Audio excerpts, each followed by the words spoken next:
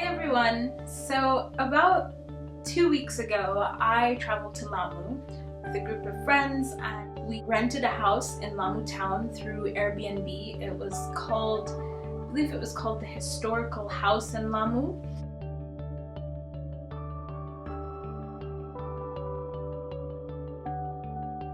When we arrived at our house, we all kind of just settled down into our rooms, cooled off a bit, and decided to go out and get some lunch. And we picked a little place overlooking the waterfront.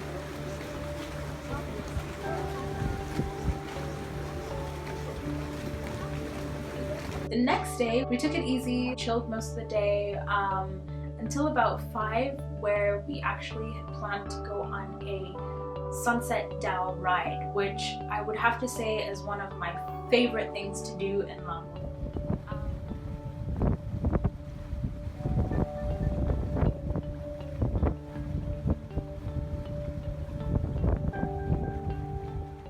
Going through the mangroves is my favorite part of this ride. The captain slows down the dhow and time seems to slow down with it.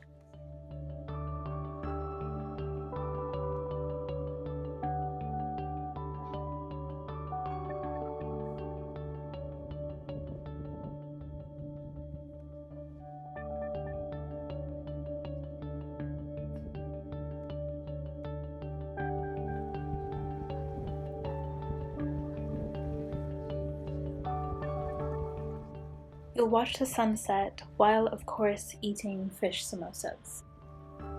Yes, fish samosas, that's what I said. You heard me correctly. I know it sounds gross, but literally the best thing in terms of a samosa that I've ever had. And I'm not a foodie, guys. I don't talk about food very much. It's not really my thing. So when I do, you know it must be good. On Monday, we decided to take the day to take a tour through the town. We had a lovely guide. He took us through the windy and confusing but beautiful streets of Lamu town. Lamu is actually a UNESCO World Heritage Site, which means it's an officially UN recognized landmark. It's the oldest and best preserved Swahili settlement in East Africa and is also protected by international treaties.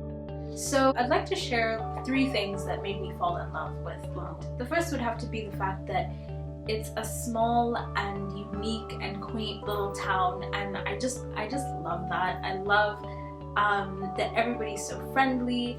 Everywhere you walk, somebody is welcoming you to Lamu. The second thing that I feel is also connected to the fact that it's a small town is that you feel like you're stepping back into a different time, and I guess that's also why it's a UNESCO World Heritage Site.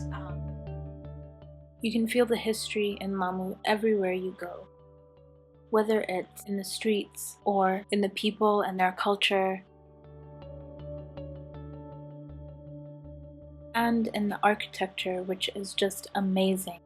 The amount of detail that goes into the walls of a street, a door, or an entire building is incredible, and the patience you'd have to get those arcs and all those little details in the walls. The third thing is that I've always felt safe when I'm in Lamu, regardless of what international travel bans say. And I'm not saying to ignore them, but you feel very safe. So those are the 3 reasons why I fell in love with Lamu. I hope you enjoyed this video. I know it's a little longer than my usual ones, but I wanted to share as much as I could with you.